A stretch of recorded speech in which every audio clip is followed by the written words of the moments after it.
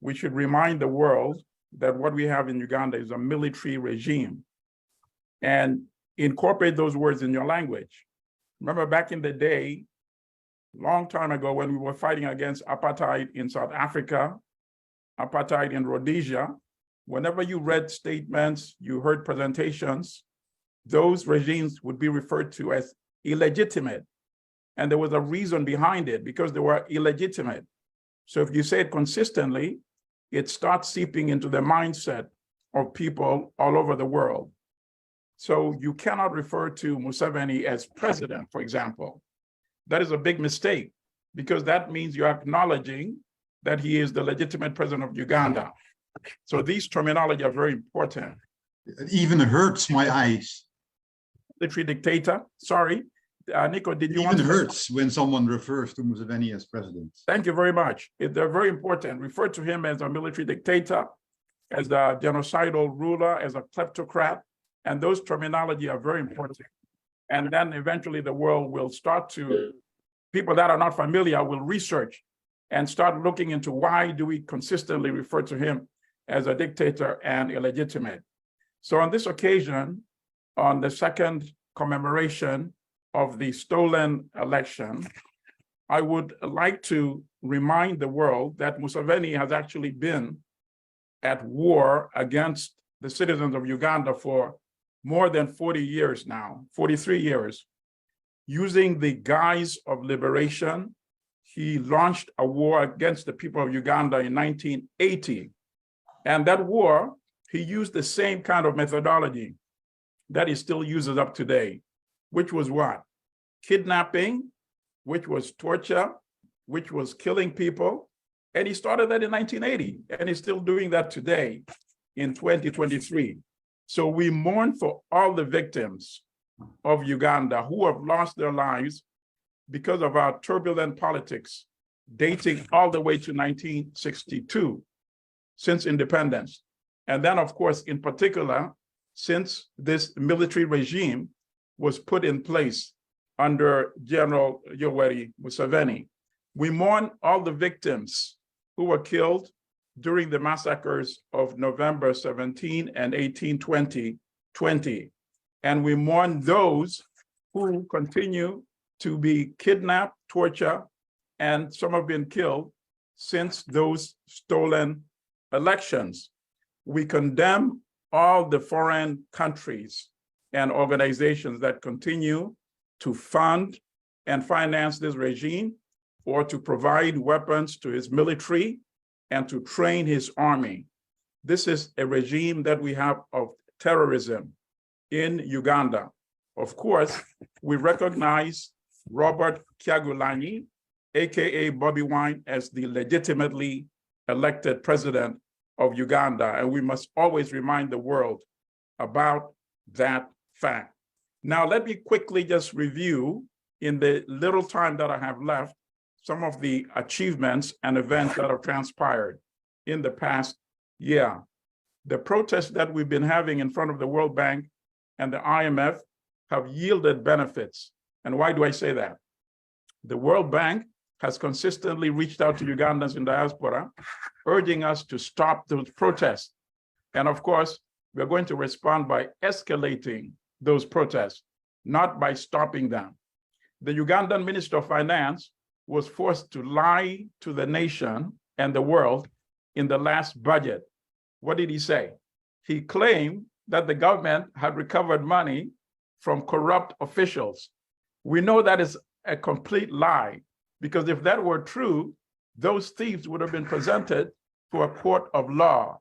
They would have been charged. So when we pose the question, where are those thieves? Why are they not being charged? The Minister of Finance could not answer that question.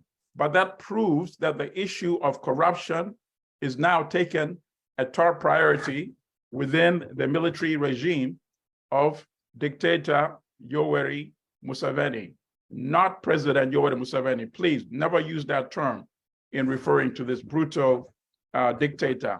We have put the East African crude oil pipeline in limbo due to the global protest. And it also forced General Museveni to lie when he recently attended the US-Africa Leaders Summit, he went back to Uganda and put out this false statement in the new vision that he had secured an investment deal of $4.5 billion with a US company. That's a complete lie. There's no US company that's going to invest $4.5 billion in Uganda. Companies follow the international market. They're aware of the international news and conversation. If Total or France is now reconsidering its investment in the pipeline, why would an American company want to put $4.5 billion in the Ugandan economy? So the fact that the dictator had to lie about that is also another achievement, and it shows us the pressure that he is enduring. Let me make another brief comment on the issue of the US-Africa Summit. Of course, we were disappointed that even though we want the administration not to invite this dictator, nonetheless, he was invited. But it turns out that it might have been beneficial, because what happened is we sent statements and questions to the White House and the State Department, asking them two critical questions. Number one, why would you invite a dictator who not only stole elections, but in the past has made a statement praising Hitler and saying Hitler was a great man, number one. Number two, how would you invite a dictator who said that people that were captured into slavery were stupid? And we knew those were questions the administration could not avoid, because in this country, the Black Congressional Caucus, members of Congress who are African-American, are very influential. And of course, Black voters are also very critical. So we were not surprised that after we sent this question, 2 days later, when Biden addressed African presidents in the White House dinner, he brought out the issue of slavery. We are sure that was not on his agenda until we posed this question to the White House. And Biden said that slavery was, of course, a very painful experience, and he apologized for the cruelty that the victims suffered. And we feel that he was addressing these comments directly to dictator Museveni, who was there attending the dinner.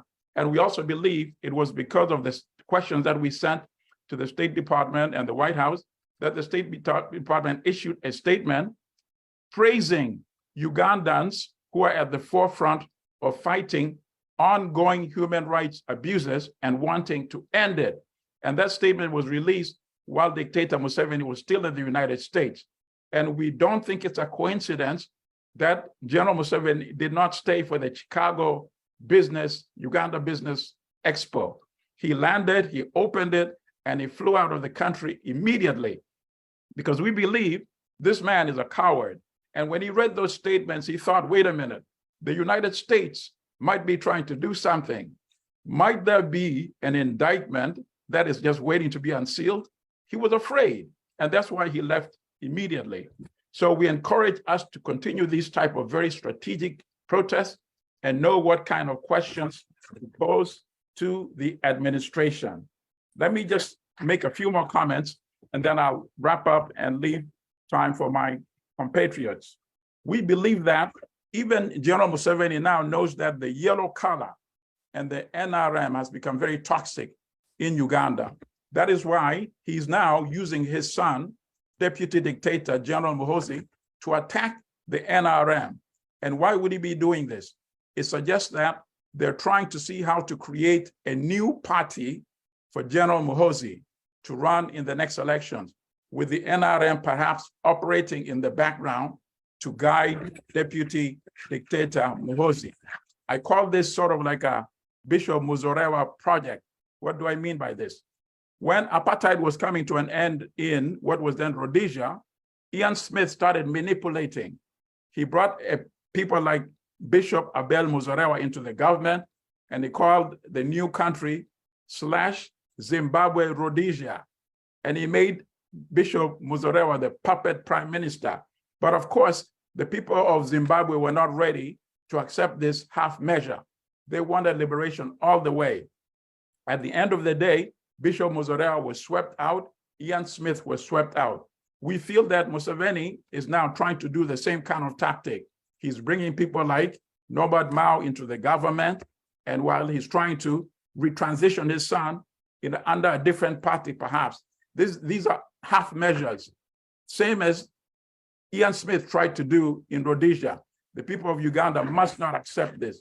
We want total and full liberation, because after all, there is a legitimately elected president in Uganda already, and that is Robert Kyagulanyi, AKA Bobi Wine. And my final comment is this: given the violence that accompanied the by-election, which was stolen from our sister, Harriet Nakwede, we know the kind of violence that will be visited on the people of Uganda in 2026.